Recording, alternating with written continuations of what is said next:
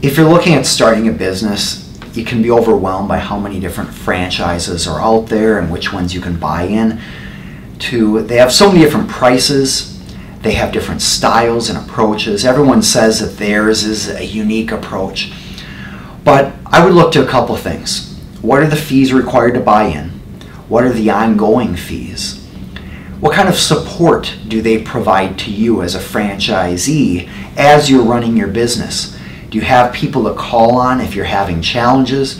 Do they have marketing materials already prepared that you can utilize? Or are you going to have to develop this on your own? Is the franchisor going to do marketing for you? Here's another question. Can you do marketing on your own? A lot of franchisors control so closely their brand that everything you do has to be run through them, or maybe they prohibit it outright, which means if you want to have your own website, too bad, you're prohibited from doing that. If you want to have your own Facebook page, too bad. Well, that can be frustrating because you want to be able to build your own brand in your own area. You want people to be coming to you and not having all your time and advertising dollars going to build the national brand. And it's fine. Sometimes that's how it's going to be. McDonald's, for example. If you do any advertising, it's going to be promoting the national McDonald's brand. But McDonald's also provides a lot of support in exchange for what you're paying. So the key is identifying what are you getting out of the deal, what are you giving up as far as money and time, and then is that a fair relationship? With some franchisors, it's going to be a great deal for you. With others, I've seen some terrible deals. I've recommended to many people who come to me, don't get into this franchise. You're giving them everything and the franchisor is giving you very little. So it really takes analyzing it closely and with a professional who's experienced in franchises to identify whether this is actually a good deal for you.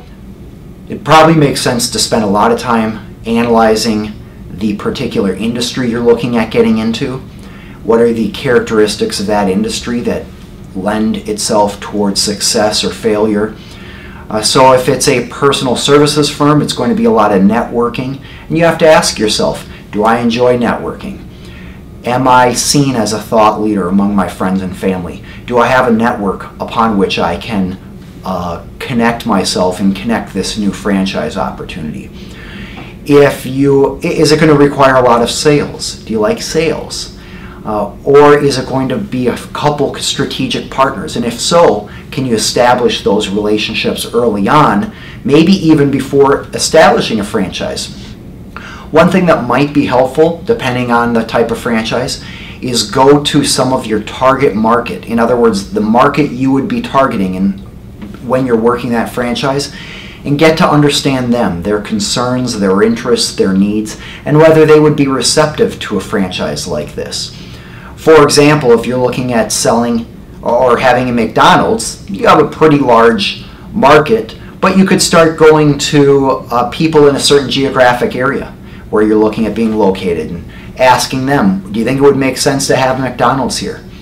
If you are going to be selling components to a particular industry, you can go to those company owners and say, would you consider buying these components?